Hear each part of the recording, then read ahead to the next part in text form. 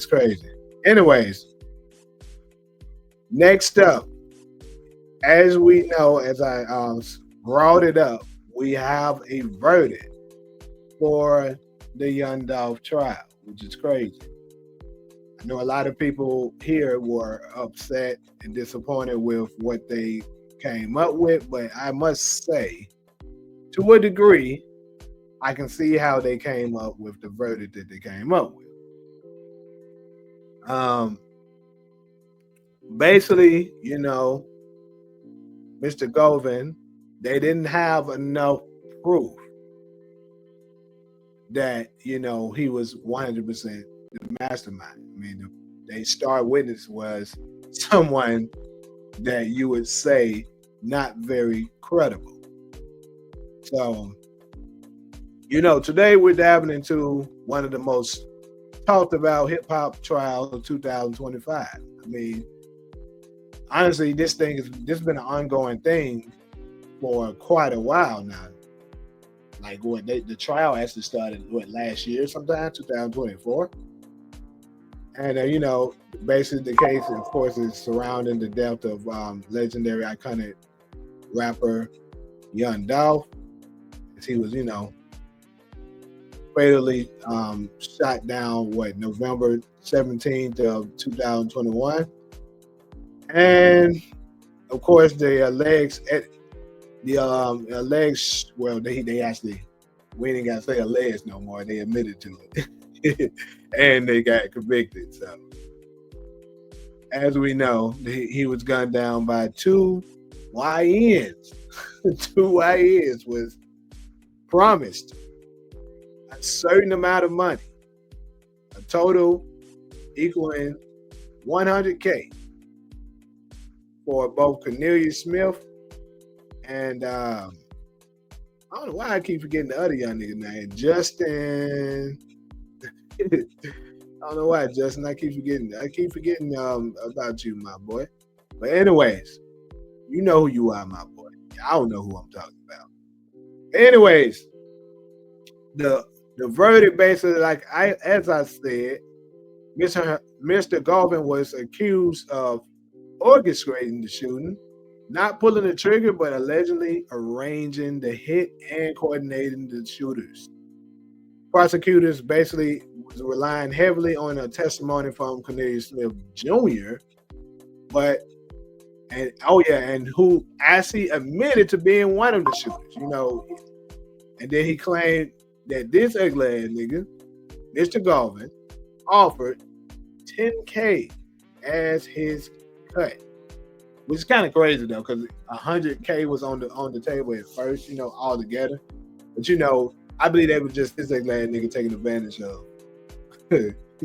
He was taking advantage basically that dude was heavily on.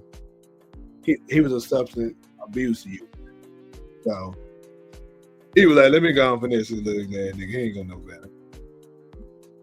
And unfortunately, he fell for the okie doke. But anyways, the prosecution painted Govan as the middleman, pointing to phone records showing communication with Smith, Justin Johnson, and none other than your fat, ass Big Jew, the brother of Yo Gotti, before his kill. So the defense countered by saying Smith, unreliable, and that he was a pathological liar with inconsistent statements, which unfortunately they were absolutely able to dismantle him and find out, nigga, you said this, that don't add up.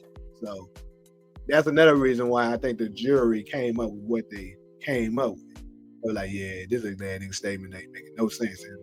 And pretty much after Cornelius was off the table, they pretty much didn't have nothing but a few text messages that basically didn't really, implicate him into anything. So, like I said, I can absolutely see how they came up with their verdict. So, with that being said, yesterday, on August 21st, 2025, after about 3 hours of deliberation, a jury in the Shelby County, good old Shelby County. You from Memphis, you know what I'm talking about. They found Hernandez Govan not guilty on all counts of first-degree murder and conspiracy to commit first-degree murder. He embraced his attorney and thanked them. He was like, "Thanks for getting my little ugly ass, off with my finessing ass." And here's the thing. I'm going to tell y'all, give y'all a little inside scoop of what the city is talking about. A lot of us are starting to wonder, is this little nigga Govan is a criminal informant? I've been was a little suspicious of this man myself. I was like, hold on. This don't make sense. Name me one nigga we know that whose name is Hernandez in the hood. That's what a lot of it. I thought it was just me. So I actually tuned in to some of my Facebook, some of my homies and friends and stuff like that from, growing up here in Memphis. And a lot of them would say the same thing. They were like, "Man, I thought it was just me, bro. Ain't no way that nigga actually one of us, bro." That man was somebody that was, and then apparently, now this is alleged here. I don't know for sure if this is true or not, but he actually got a couple of people locked up before. Like first off, they said this is not his first rodeo, and it makes sense. It's like, man, nigga, he ain't one of us. That's all I know. So he absolutely about to go ahead and get his way on out of here. Go probably move to another city, maybe even another country. Who knows? He might be in Whitstad somewhere. Because he know one thing about Memphis don't play about dog. He catch his ass on them streets, he might be up out here. PRE, they don't play no game. But anyways, let me catch up on some of these comments. Yeah, I don't live doubt. What mother efforts gonna do? Unite or flight? Yeah, fight or flight. Hernandez found not guilty on all charges related to Young Dolph murder. Yeah, we knew. Nah, he wasn't the shooter, Buggies. The shooter was the Cornelius dude, the one who basically was snitching. And Justin. Them two were the shooters.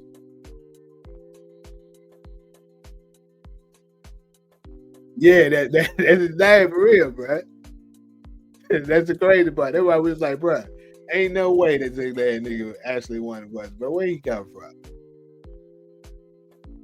So more than likely that it was just, typical feds planting somebody in a particular organization in a particular neighborhood, trying to figure out some information, and then once everything goes down, this ugly ass nigga snitch, he get off, they move him to another location. That's pretty much what they be doing. Been doing that since the beginning. Yeah, so like the Cornelius dude, basically he was off. Dude, he's a heavy substance abuse. That's partially, and I would not even partially, I would say that's the main reason why everything that he said was deemed, uncredible. Because,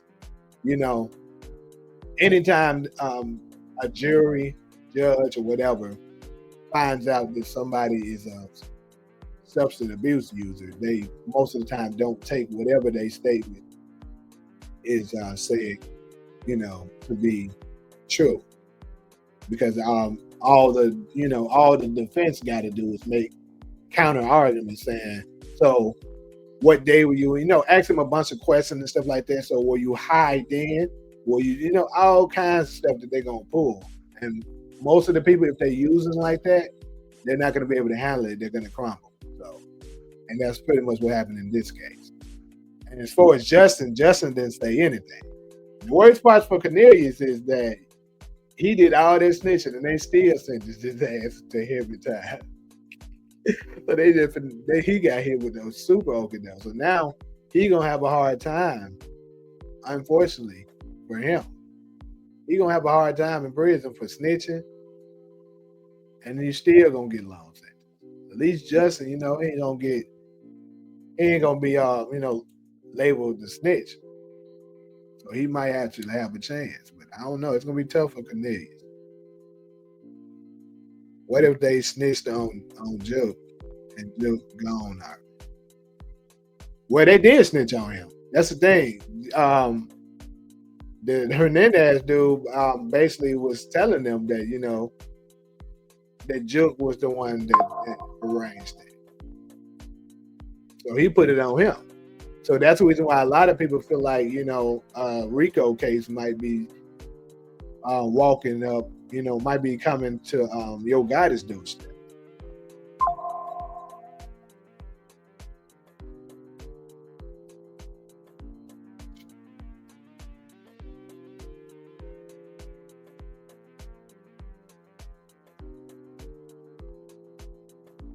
Hey, bro,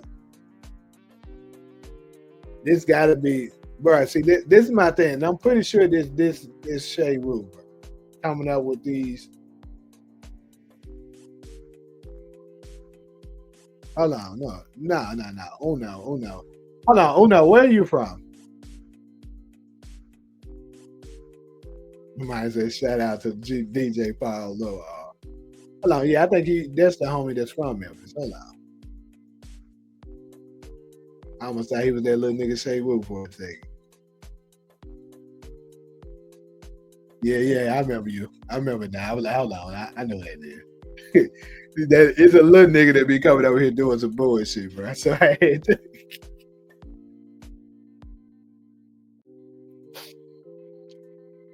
All right, all is well to you too, my boy. I ain't seen you in a minute.